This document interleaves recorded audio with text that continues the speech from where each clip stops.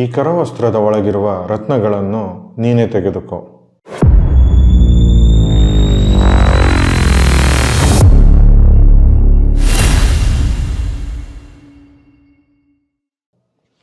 ನಮಸ್ಕಾರ. 64 ಚಾನೆಲ್ಗೆ ಸ್ವಾಗತ. ನಾನು ಚಂದನ್. ಹಿಸ್ಟ್ರಿ ಅಂದರೆ ಸಖತ್ತು ಬೋರಿಂಗ್ ಸಬ್ಜೆಕ್ಟ್ ಅಂತ ಅನಿಸುತ್ತೆ. ಸ್ಕೂಲಲ್ಲಿ ನಾವು ಹಿಸ್ಟ್ರಿ ಓದಬೇಕಾದ್ರೆ ಆ ರಾಜ ಯಾವಾಗ ಬದುಕಿದ್ದ, ಯಾರ ಮೇಲೆ ದಂಡೆತ್ತಿ ಹೋದ, ಯಾವಾಗ ಯುದ್ಧ ನಡೀತು, ಬರೀ ಇಂಥದ್ದೇ ಇರೋದು. ಏನೋ ಗಟ್ಟೊಡೆದು ಎಕ್ಸಾಮಲ್ಲಿ ಬರೆದು ಪಾಸ್ ಆದರೆ ಸಾಕು ಅಂತ ಓದ್ತಾ ಇದ್ವಿ. ಬರೀ ಇಂಥದೆಯ. ಸ್ಕೂಲಲ್ಲಿ ನಮಗೆ ಯಾವತ್ತೂ ಹಿಸ್ಟ್ರಿನ ಒಂದು ಇಂಟ್ರೆಸ್ಟಿಂಗ್ ಟಾಪಿಕ್ ಅಂತ ಹೇಳ್ಕೊಟ್ಟಿದ್ದ ಇತಿಹಾಸನೇ ಇಲ್ಲ. ಆದರೆ ಇವತ್ತು ನಾವು ಪರಿಚಯ ಮಾಡ್ಕೋತಾ ಇರೋ ಪುಸ್ತಕದ ಲೇಖಕರು ಮಾತ್ರ ಇದಕ್ಕೆ ಎಕ್ಸೆಪ್ಷನ್ನು. ಇವರು ಹಿಸ್ಟ್ರಿನ ಎಷ್ಟು ಚೆನ್ನಾಗಿ ಇವರ ಪುಸ್ತಕದಲ್ಲಿ ತಿಳಿಸ್ತಾರೆ ಅಂದರೆ ನಮಗೆ ಸಖತ್ತು ಕ್ಯೂರಿಯಾಸಿಟಿ ಕ್ರಿಯೇಟ್ ಆಗುತ್ತೆ. ಈ ಘಟನೆ ಯಾಕೆ ನಡೀತು, ಅದರ ಹಿಂದೆ ಇದ್ದ ಕಾರಣಗಳೇನು ಅಂತ ತಿಳ್ಕೊಳ್ಳೋ ಕುತೂಹಲ ಹುಟ್ಟಿಸ್ತಾರೆ. ಇವರು ಬರೆದಿರೋ 2 ಪುಸ್ತಕನ ನಾವು ಆಲ್ರೆಡಿ ಪರಿಚಯ ಮಾಡಿದ್ದೀವಿ. ಇವತ್ತು 3ನೇ ಪುಸ್ತಕನೂ ಪರಿಚಯಿಸ್ತಾ ಇದ್ದೀವಿ. ಈ ಪುಸ್ತಕನೂ ಕೂಡ ಒಂದು ಹಿಸ್ಟಾರಿಕಲ್ ಥ್ರಿಲ್ಲರ್. ಆದರೆ ಇತಿಹಾಸ ಮಾತ್ರ ನಮ್ಮ ದೇಶದ್ದಲ್ಲ, ಬರ್ಮಾ ದೇಶದ್ದು. ನಾವು ಓದಿದ ವಿಭಾಗದಲ್ಲಿ ಇವತ್ತು ನಾವು ಪರಿಚಯ ಮಾಡ್ಕೋತಾ ಇರೋ ಪುಸ್ತಕ ರಕ್ತಸಿಕ್ತ ರತ್ನ. ಲೇಖಕರು ಡಾಕ್ಟರ್ KN ಗಣೇಶಯ್ಯ. ಪ್ರಕಾಶಕರು ಅಂಕಿತ ಪುಸ್ತಕ. ಪುಟಗಳು 384, ಬೆಲೆ 350 ರೂಪಾಯಿಗಳು. ಜಾನ್ರ ಇತಿಹಾಸ ಪತ್ತೆದಾರಿ. ಕತೆ ಪ್ರಾರಂಭ ಆಗೋದು ಇಂಗ್ಲೆಂಡಿನ ಒಂದು ಹಳ್ಳಿಯಲ್ಲಿ.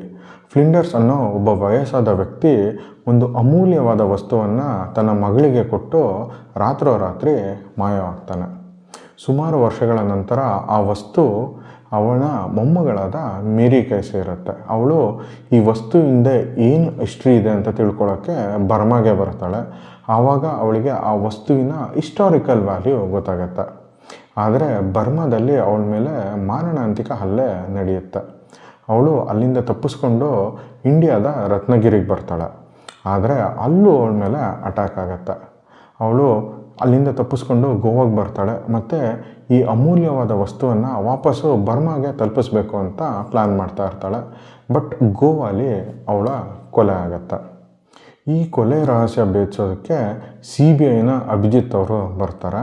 ಅವರಿಗೆ ಹೆಲ್ಪ್ ಮಾಡೋದಕ್ಕೆ ಇತಿಹಾಸ ತಜ್ಞೆಯಾದ ಡಾಕ್ಟರ್ ಸುನೀತಾ ಅವರು ಸಾಥ್ ಕೊಡ್ತಾರೆ. ಅವರು ಭಾರತ ಮತ್ತು ಬರ್ಮಾದಲ್ಲಿ ತನಿಖೆ ನಡೆಸ್ತಾ ಹೋದಂಗೆ ಸುಮಾರು ರಹಸ್ಯವಾದ ವಿಷಯಗಳು ತಿಳಿತಾ ಹೋಗುತ್ತೆ. ಕೊಬಾಂಗ್ ಸಾಮ್ರಾಜ್ಯದ ಕರಾಳ ಇತಿಹಾಸ ಕೂಡ ಅವರ ಕಣ್ಮುಂದೆ ಬರುತ್ತೆ.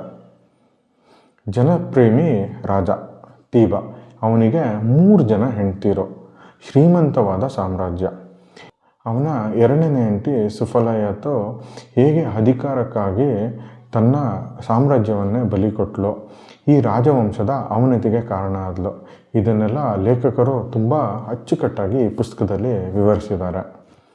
ಈ ರಾಜನ ಚರಿತ್ರೆಯನ್ನು ಸುನೀತ ಬೆನ್ನತ್ತಿ ಹೊರಟಾಗ ಈ ರಾಜ್ಯದ ಕರಾಳ ಚರಿತ್ರೆ ಜೊತೆಗೆ ಒಂದು ರಕ್ತಸಿಕ್ತ ರತ್ನದ ಕತೆ ಕೂಡ ಹೊರಗೆ ಬರುತ್ತೆ.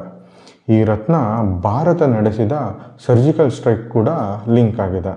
ಈ ರತ್ನದ ಕತೆ ಏನು, ಮೇರಿ ಕೊಲೆ ಯಾಕಾಯಿತು, ಅಷ್ಟು ಅಪಾಯಕಾರಿ ರಹಸ್ಯ ಅವಳ ಹತ್ರ ಏನಿತ್ತು, ಹಾಗೆ ಭಾರತ ನಡೆಸಿದ ಸರ್ಜಿಕಲ್ ಸ್ಟ್ರೈಕ್ಗೂ ಬರ್ಮಾಗೂ ಏನು ಸಂಬಂಧ, ಇದನ್ನೆಲ್ಲ ತಿಳ್ಕೊಬೇಕು ಅಂದರೆ ನೀವು ಪುಸ್ತಕನ ಓದಲೇಬೇಕು.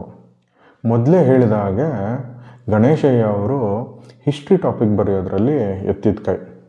ಬರ್ಮಾ ದೇಶದ ಸುಂದರ ಪಗೋಡಗಳು, ಬ್ರಿಟಿಷರ್ಸು ಅಲ್ಲಿ ನಡೆಸಿದ ದೌರ್ಜನ್ಯ, ಮಾಡಿದ ಲೂಟಿ, ಬರ್ಮಾ ಜನರ ದೇಶ ಪ್ರೇಮ, ಇವೆಲ್ಲ ಕಥೆಯಾಗಿ ನಮ್ಮ ಕಣ್ಮುಂದೆ ಬರುತ್ತೆ.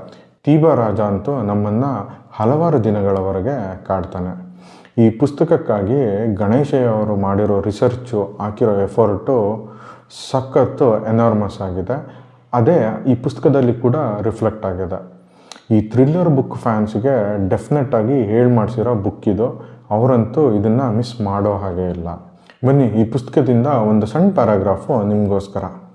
ಅದಕ್ಕೂ ಮುಂಚೆ ನಾವು ಮಾಡ್ತಿರೋ ಈ ಕನ್ನಡ ಪುಸ್ತಕ ಪರಿಚಯಿಸೋ ಕೆಲಸ ನಿಮಗೆ ಇಷ್ಟ ಆಗಿದೆ ಅಂದರೆ ದಯವಿಟ್ಟು ನಮ್ಮ ಚಾನಲ್ಗೆ ನೀವು ಸಬ್ಸ್ಕ್ರೈಬ್ ಆಗಿ. ಈ ವಿಡಿಯೋನ ಲೈಕ್ ಮತ್ತು ಶೇರ್ ಮಾಡೋದು ಮರಿಬೇಡಿ. ಮೊದಲನೇ ಪ್ಯಾರ. ಎಲ್ಲವನ್ನು ಹಿಂದಿರುಗಿಸುತ್ತಿರುವ ನಿನ್ನ ನಡೆ ನೋಡಿದರೆ ನೀನು ದುರಾಸೆಯ ವ್ಯಕ್ತಿಯಲ್ಲ, ನಂಬಿಕಸ್ಥ. ಇದು ನನ್ನ ಸಿಗಾರ್ಗೆ ಬೆಂಕಿ ಹಚ್ಚು ಎಂದು ಒಂದು ಲೈಟರ್ ಕೈಗಿತ್ತಳು. ನಾನು ಅವಳ ಸಿಗಾರ್ ಹತ್ತಿಸಲೆಂದು ಸ್ವಲ್ಪ ಸನಿಹವಾದಂತೆ ಒಮ್ಮೆ ಸಿಗಾರನ್ನು ಕೈಯಲ್ಲಿ ಹಿಡಿದು ಒಂದೇ ಉಸಿರಿನಲ್ಲಿ ಹೇಳಿದಳು, ಈ ಕರವಸ್ತ್ರದ ಒಳಗಿರುವ ರತ್ನಗಳನ್ನು ನೀನೇ ತೆಗೆದುಕೋ. ಆ ಎಲ್ಲ ರತ್ನಗಳು ನಿನಗೆ. ಆದರೆ ಆ ಕರವಸ್ತ್ರ ಮತ್ತು ಈ ಸಿಗಾರನ್ನು ಮಾತ್ರ ಆ ಮಂತ್ರಿ ಟೆಂಗ್ಡಗೆ ತಲುಪಿಸಬೇಕು. ಹಾಗೆ ತಲುಪಿಸಿ ಅವರಿಂದ ಮರುಸುದ್ದಿ ತಂದರೆ ನಿನಗೆ ಮತ್ತಷ್ಟು ಮುತ್ತು ರತ್ನಗಳು ಸಿಗುತ್ತವೆ ಎಂದು ತನ್ನ ಸಿಗಾರ್ ಪ್ಯಾಕ್ನಿಂದ ಒಂದು ಸಿಗರೇಟ್ ಆಕಾರದ ವಸ್ತುವನ್ನು ತೆಗೆದುಕೊಟ್ಟಳು. ನಾನು ನನಗರಿವಿಲ್ಲದೆಯೇ ತಕ್ಷಣ ನನ್ನ ಜೇಬಿಗೆ ಬಿಟ್ಟೆ. ಇಡೀ ಘಟನೆ ಎಷ್ಟು ಕ್ಷಿಪ್ರವಾಗಿ ನಡೆಯಿತೆಂದರೆ ಅದು ಯಾರ ಗಮನಕ್ಕೂ ಬಂದಿರಲಿಲ್ಲ. ಅದನ್ನು ಗಮನಿಸಿದ ಕೆಲವರಿಗೆ ಕಂಡದ್ದು ಇಷ್ಟೆ. ರಾಣಿ ತನ್ನ ಕೈಲಿದ್ದ ಗಂಟು ಬೀಳಿಸಿದಳು. ಅದನ್ನು ಒಬ್ಬ ಸೈನಿಕ ಹಿಂತಿರುಗಿಸಿದ ಹಾಗೂ ಅದಕ್ಕಾಗಿ ಅವನಿಗೆ ತನ್ನ ಸಿಗರೇಟ್ ಹತ್ತಿಸುವ ಗೌರವವನ್ನು ರಾಣಿ ಕರುಣಿಸಿದಳು. ಜೊತೆಗೆ ಒಂದು ಸಿಗಾರ್ ಮತ್ತು ಲೈಟರನ್ನು ಕಾಣಿಕೆಯಾಗಿ ಅವನಿಗೆ ಕೊಟ್ಟಳು. ಇನ್ ಕೇಸ್ ಆಲ್ರೆಡಿ ನೀವು ಈ ಪುಸ್ತಕ ಓದಿದರೆ ನಿಮ್ಮ ಅನಿಸಿಕೆನ ಕಮೆಂಟ್ ಮೂಲಕ ತಿಳಿಸೋದು ಮರಿಬೇಡಿ. ವಿಡಿಯೋ ನೋಡಿದ್ದಕ್ಕಾಗಿ ಧನ್ಯವಾದಗಳು. ನಾನು ಚಂದನ್, ಸೈನಿಂಗ್ ಆಫ್.